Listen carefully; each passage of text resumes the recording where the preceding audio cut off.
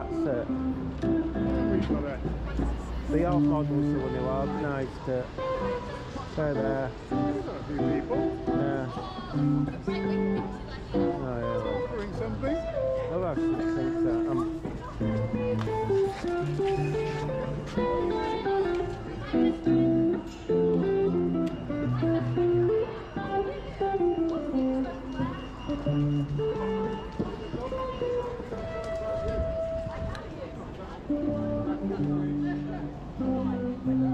We are waiting for one person. Who needs to get dressed? Who needs to get undressed? Hands up. There we go. Told you they were going to get. Okay. People who need to get undressed, stand here.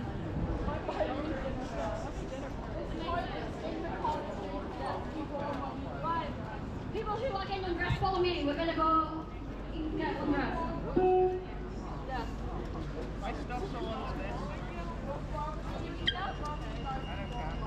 Okay. Oh, the Stevie Wonder version.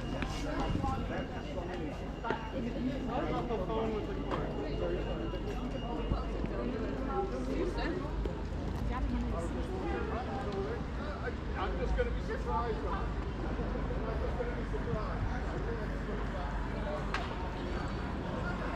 It's a Saturday, yeah. No, sorry. It's fine, I have a normal job. I do this for fun. The Pro-Palestine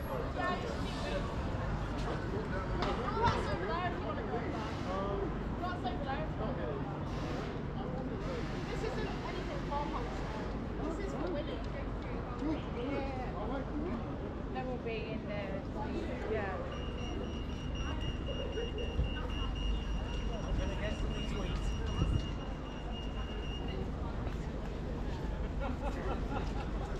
You're wasting away, man. Wasting away.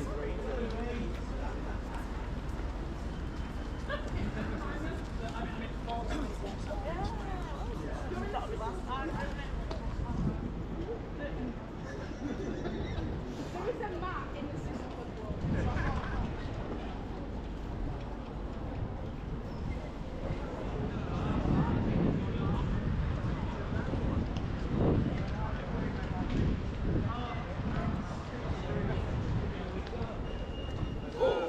You don't get a choice. You fucking do, I'll make one.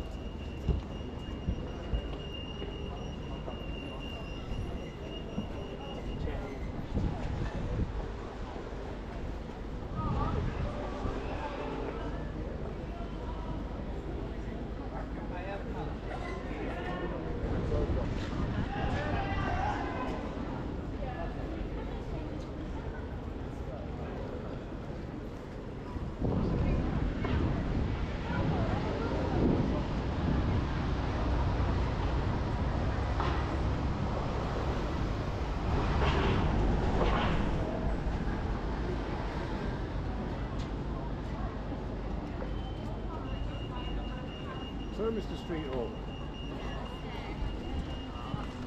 I think there's more people here during this one than there is up at the Palestine protest at the moment. And considering that this has not been heavily advertised, you got to think there's only a few people in their little Instagram group. It's a chat.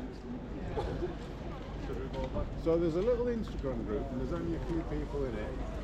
And they can pull out more people.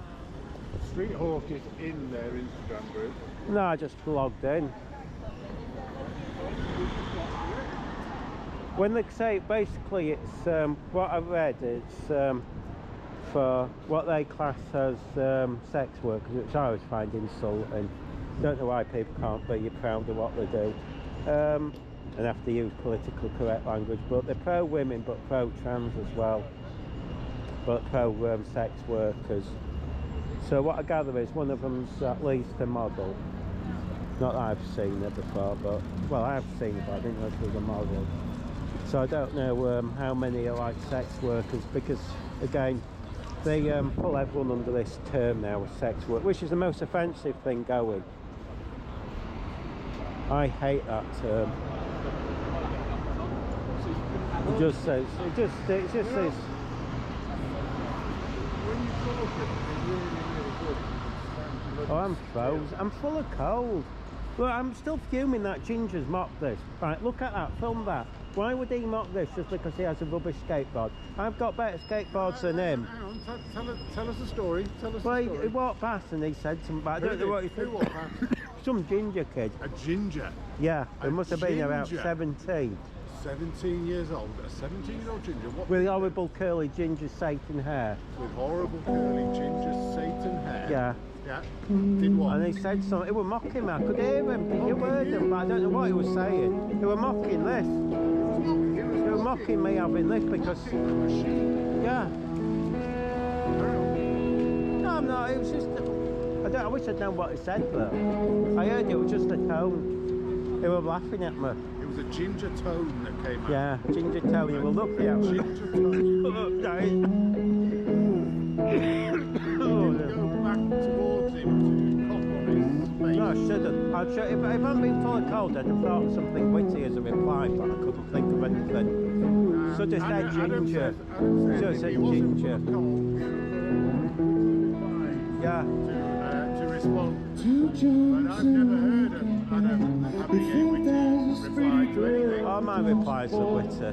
All his replies are witty. Driving on a motorcycle, watching all What just hit me in the back? Did you just get hit by a chick? I don't know, I heard something. What happened? Yeah, how did that happen? How's that I happened? think that was a pigeon. Do you? It was either a pigeon or Oh, I'm getting attacked now. Well, I can't see anyone throwing anything. Look, there isn't anyone around. I thought I got whoopsied on. Oh, I'm having a bad day today.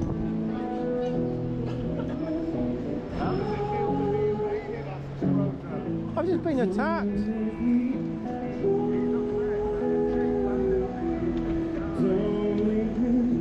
It's there.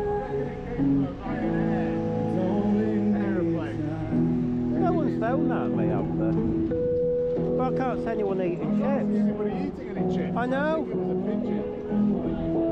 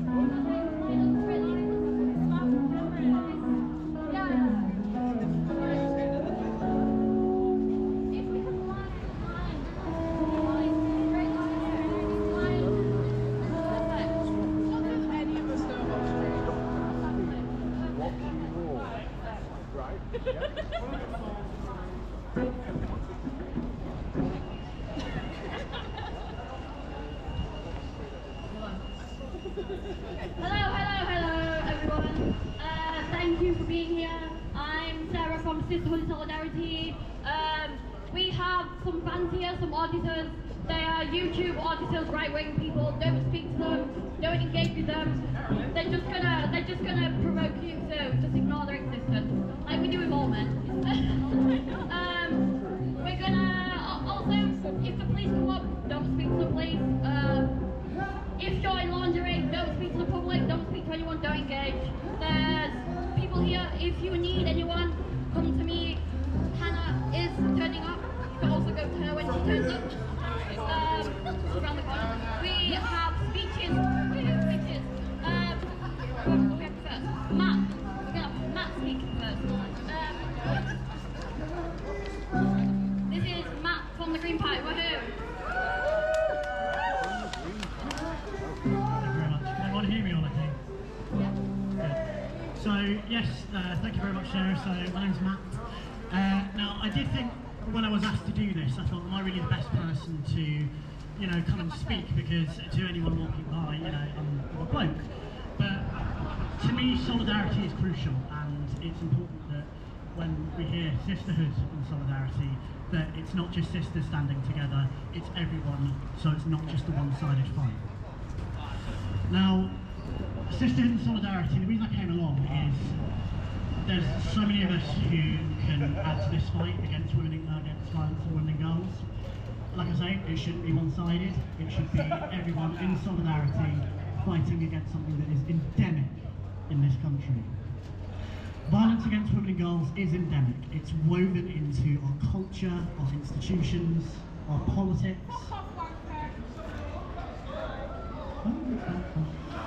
But everyone needs to take a step up to speak out. We all need to play our part in stopping violence against women and girls, challenging behaviour, and storytelling is so powerful.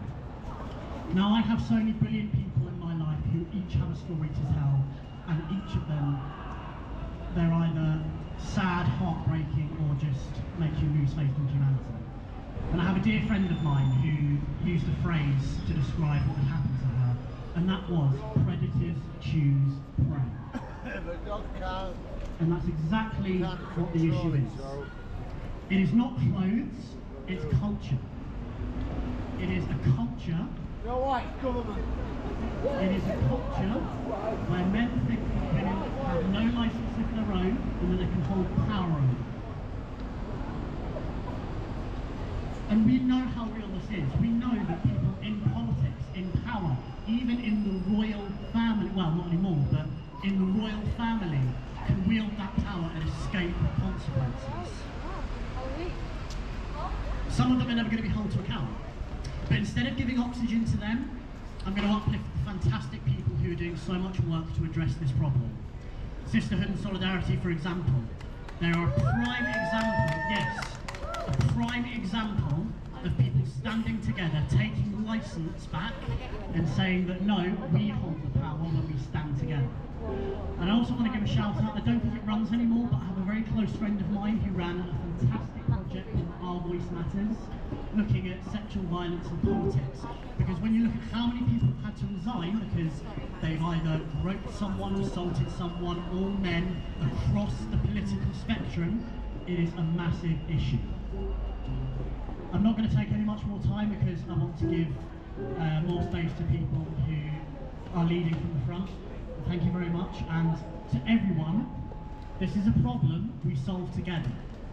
Do not use violence against women and girls as a pawn in your game to push your own divisive agendas. Thank you.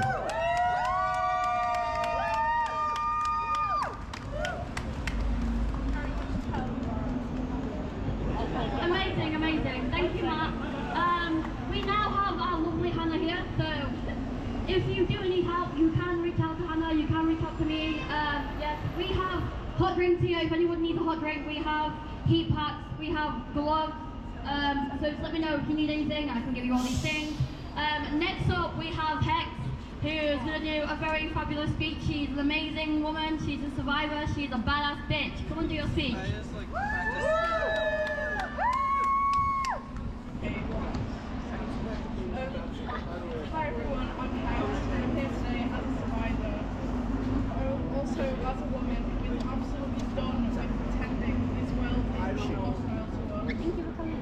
with pretending that the danger starts when a man hits you. It doesn't. It starts way earlier. It starts with a culture that raises boys to believe that they are entitled to women and raises girls to believe that everything happens to us is somehow our fault. I'm here angry and furious actually, because every woman here has been told the same bullshit rules since we were basically children. Don't wear that, don't walk there, don't stay out too late, don't drink too much, don't smile too much, don't ignore him, don't lead him on, don't tempt him, don't be rude, be friendly, don't be visible, don't be invisible. This constant list of warnings, this never-ending checklist of don'ts, that's where the violence begins. Violence grows out of entitlement, out of misogyny, out of a culture that thinks men's behaviour is inevitable and women's safety is optional. And I know that because I lived it. Because every woman I know has lived some version of it. The second something happens to us, the questioning starts. What were you wearing? Why were you out? Were you drinking? Did you give him the wrong idea? The world does not ask why he did it, it asks why we didn't prevent it. Like it's our job to micromanage men. But then when the violence escalates, when it becomes something you can't hide, something you can't minimise, people suddenly act shocked. But they shouldn't be, because we've built a culture where men are excused from the very beginning. Look at Trudy Burgess, 8 years of abuse, 8 years of being forced to shrink herself, 8 years of living with a man she described as having a monster side. She finally made the most dangerous decision a woman can ever make. She told him she was leaving. For that, he fractured her spine and paralysed her from the chest down. She needed an 11-hour surgery to survive, and she might never walk again. And still, even with her injuries that horrific, you know damn well that people whispered, why did she stay? Because victim blaming is built into everything. Or Kiana Dawes, 23, a new mom, 2 years of abuse so relentless, she wrote that she had been murdered slowly. She took her own life because her abuser's violence and control boxed her into a place where she saw no way out. And still society asks what she could have done differently. Still, the man who destroyed her life did not face a murder charge. And then there are women attacked in the public spaces. Zara Alina, Sarah Everard, women who did everything right. The good victim checklist was completed and it still would not save them. Because the problem was never us, it never has been us. It's the entitlement that follows women around every street, every shop, every social interaction, every relationship, every second of existing in public. And I'm tired of carrying keys between my fingers, or checking over my shoulder, texting friends home safe. I'm tired of being taught how to avoid men instead of men being taught not to hurt us. I'm tired of people pretending what we wear has anything to do with the violence. And I'm tired of the world bending backwards to protect male reputations while women bury friends, daughters and mothers. And I'm tired of being told to be polite about it. I'm tired of hearing that our anger is too much, our fear is too loud, our voices are too loud. Well, good, they should be. If the truth makes people uncomfortable, they can sit with that discomfort instead of expecting women to swallow it for them. We are not responsible for managing men's violence. We are not responsible for preventing our own assaults. We are not responsible for the fantasies, entitlement, of rage, or fragility of men who think that they own us. We are not responsible for their actions, for their choices, or for their violence. We are responsible for surviving, and that shouldn't even be on us. So today I'm asking everyone here to stop accepting victim blaming as normal, challenge it every single time you hear about it. Call out the people who excuse men's behaviour, who blame women for being targeted, who treat our safety like a personal failing. Stop letting people get away with boys will be boys. Stop letting the world place the blame on the exact people who are being harmed. To every survivor here, I see you, I believe you. Your anger is justified, your story matters, and none of this, none of the violence, the fear, none of the blame is ever your fault. And to everyone listening, stop looking at women and asking what they should have done differently. Start looking at the men who harm us and start asking why they think they can. We are not the problem, we never were, and we're not staying quiet anymore. Thank you. Turn the volume up a little bit. People need to hear that.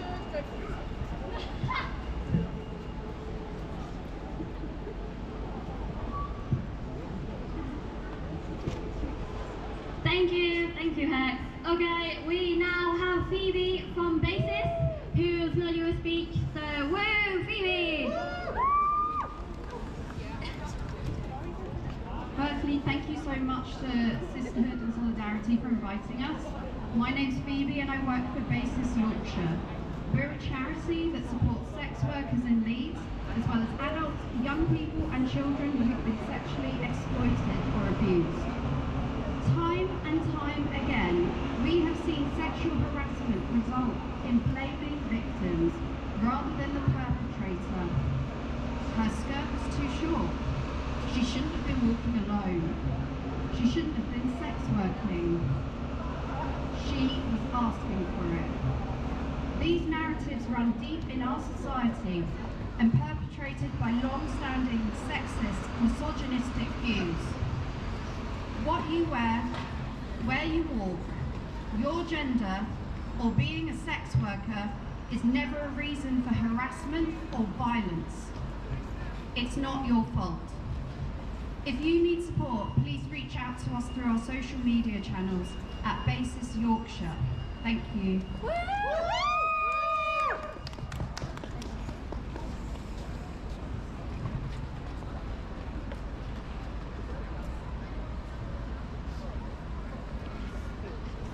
Yeah, that's nice. Sorry, I didn't catch your name. Sure, nice to meet you. My name's Hannah. Hannah.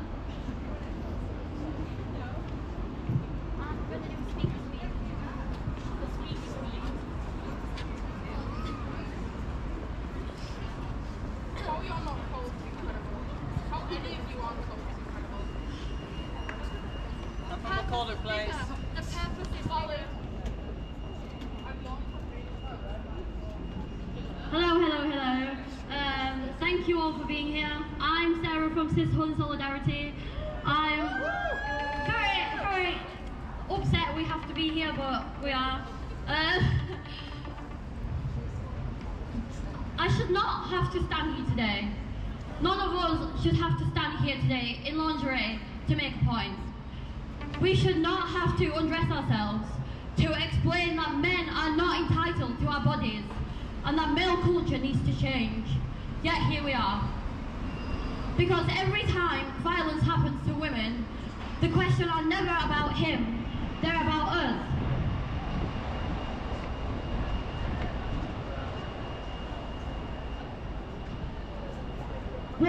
What time were you walking? What time were you out at? Were you drinking? What were you wearing? Did you flirt? As if these are all invitations, as if our bodies are public property. As a sex worker, the discrimination I face and the discrimination people in my industry face is disgusting. I have been terrified to report what's happened to me, not only because I'm a woman and I know every part of my life will be picked apart, but because I'm a sex worker and because I know that will be used against me. As if my job means that men have the right to my body at all times. As if consent stops applying to me. The justice system is broken. It is not just here to protect us. I found the courage to speak up, and like so many brave women have. I know the conviction rates. I know it's likely nothing will happen. I know that this is something I will carry forever. The weight of that is unbearable. I don't feel safe in my own body. I feel violated. I feel sick. I feel like I want to throw up. This is not a stranger. This was a man I call my friend, someone I trusted. I was in my pajamas. He felt entitled to my body because he believed he deserved it, because he had been there for me, because he thought a hug meant access. In his eyes, my body was something he had earned. And when we speak up, we are told we're too feminists. We're told boys will be boys. We're told to accept male culture. That is just a joke. That is just a comment that we are sexualized for piercings, for being alternative, for existing differently. So what are women supposed to do? Not exist? Not look different? Not speak? Not make a sound? Because apparently when we stay silent, we are weak. When we speak, we're too much. I'm sick of hiding. I'm sick of pretending. I'm sick of acting like this is normal. I'm sick of fearing certain times of the day, of questioning my clothes, my makeup, my my face, or wondering if I smiled too much, if I looked at him, if I drank. No. How about men change? How about men learn respect? How about men stop seeing women as property, as objects, as entertainment? We are someone's daughter, someone's sister, someone's mother, somebody, not just a body.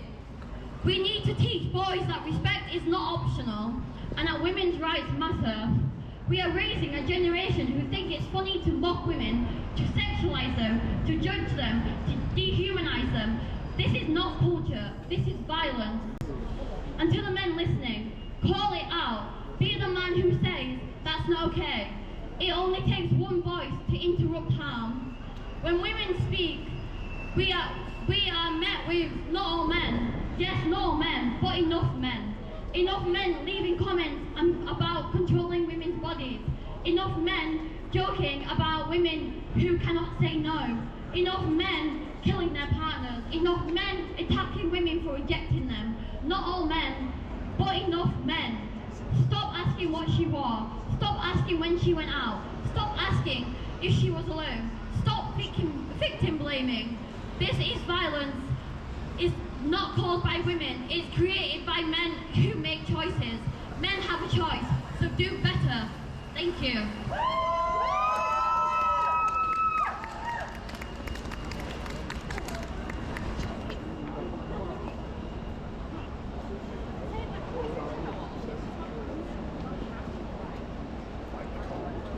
Cold.